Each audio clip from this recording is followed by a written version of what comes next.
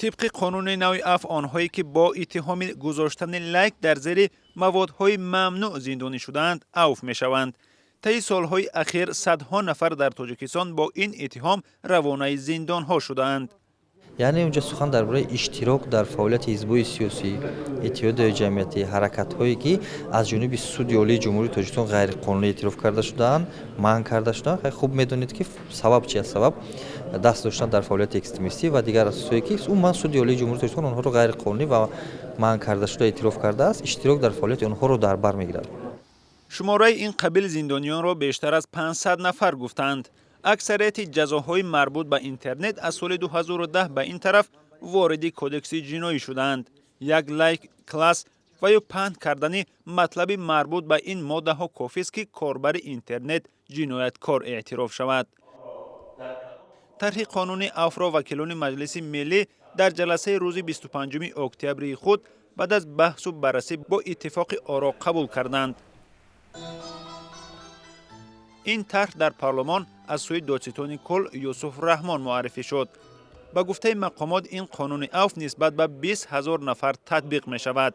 از جمله به این طبقه ها: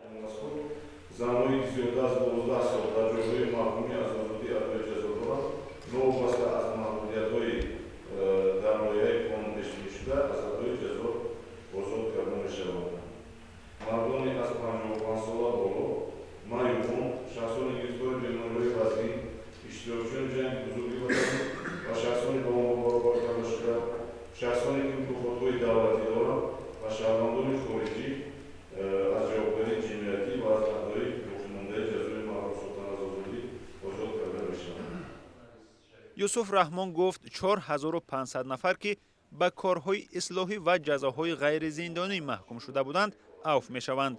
حدود 7000 نفر هم از زندان ها آزاد می شوند و از جمله از 300 زن زندانی 165 تن آنها به آزادی می برآیند. برخی از وکیلان پیشنهاد کردند که هنگام تطبیق قانون عفو مقامات نظارت را جدی کنند تا به فساد راه ندهند. وقتی که مردم میفهمند درک میکنند راه و خواسته های کرپسیونی و میانروان بسته میشود و بعد شخصان میتوانند که خودشون از اساسی که موقعیت اساسی آن را فهمیده درک احساس کنند.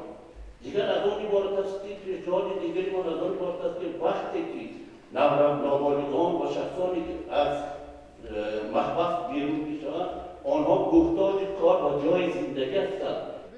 قانون عفو بعد بررسی و تصویب شدنش در پارلمان تاجیکستان و امضای پرزیدنت باید در مدت 2 ماه عملی شود. شادمان یتیم، مولا رجب یوسفی، آزادی، دوشنبه.